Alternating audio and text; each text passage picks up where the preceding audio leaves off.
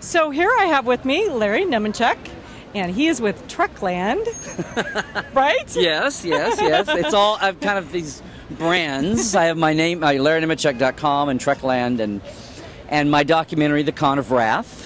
I'm working on. Yeah, I'm sorry I'm out of uniform, Stephanie. Oh, that's okay. We'll get over it this time. Okay. The thing that I've worked around the Trek franchise for years and wrote the Next Generation Companion and StarTrek.com and Communicator Magazine, and I still have a column in Titan Magazine, the Star Trek Monthly. But I wanted to do something on my own, and something that I was a part of in my younger years. It just had a huge light bulb go off over my head when I met a guy who was part of, and it's fading into history now, which is why I wanted to jump in and do this. Oh. But the most incredible, failed, miraculously saved Star Trek convention ever.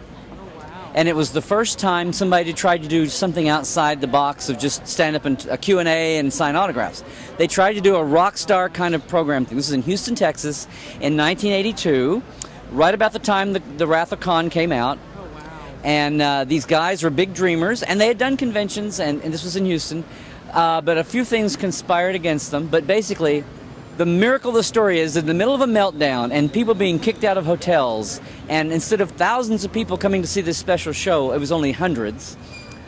The fans, the dealers, the organizers, and the actors, Harve Bennett and Shatner and Jimmy Doohan and DeForest Kelley and all of them down through Merrick Buttrick and Kirstie Alley, all of them, decided to do not one, not two, but 3 shows at this basketball arena in Houston where the Houston Rockets played. Wow. They were really going to have this big, laser show and orchestra and the whole thing, and Nichelle was singing a talk show, and Walter Koenig wrote a play they were all going to do. And instead of 16,000 people per show, they had 800, 1,000 people. Wow. But everybody decided to make it stick in and make it go. That is so awesome. And it's and the people who actually did it, it's like been a part of their life all this time. They've all had real lives, and that was kind of a human element to it too. So I heard the stage manager one day totally accidentally talking at a after party at a convention, and I thought, oh my God, these people's stories need to be preserved. And old Larry would say, let me do an interview, and new Larry says, let's get it on camera. And smart Larry said, I think this is finally going to be my film project I'm going to do. So my first documentary is going to be The Con of Wrath. Oh, that's so awesome. Larry! Which they named it.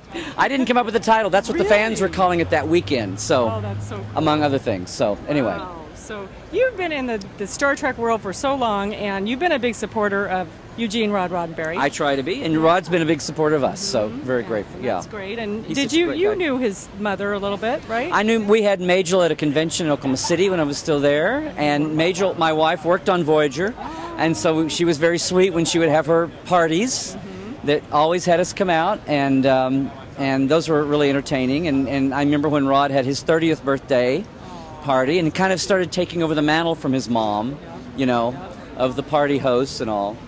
And always just been very, very grateful. And the world has moved on, and we miss Majel, and that big old house is gone now. Oh, really gone? Yeah, it's really gone. Cary Grant turned into Roddenberry's house and that's a crime. But anyway, can't do anything about it now. I know. But no, Rod's just a great guy, and has always been. And he and Heidi, all the best to them now, and even had a great blowout wedding party. I know. Yeah, it was a lot of fun, and that cake and all of that. So yeah, the it octopus was Star Trek cake.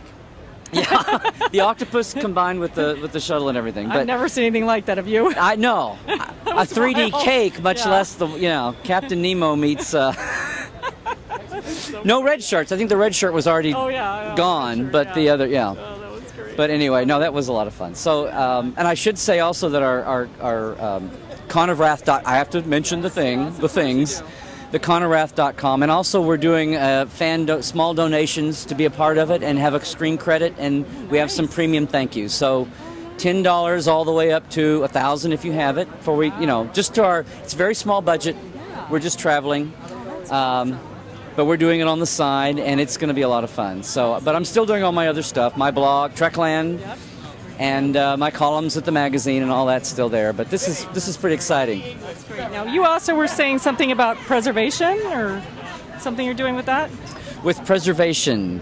I was just talking about preserving stories like, I mean, I've always been, I think, we're talking about this is the 45th anniversary of Star Trek and all that. And I did a blog piece recently on StarTrek.com about, I met these Houston guys and my old hometown peeps in Oklahoma City, and there's a wonderful documentary in the Bay Area about their cons in the 70s. And it's like, your original fan, the people that saved Star Trek and all media fandom, because all these other shows and genres and things all pattern off the original Star Trek pattern, which all just happened. No, it was no big master plan.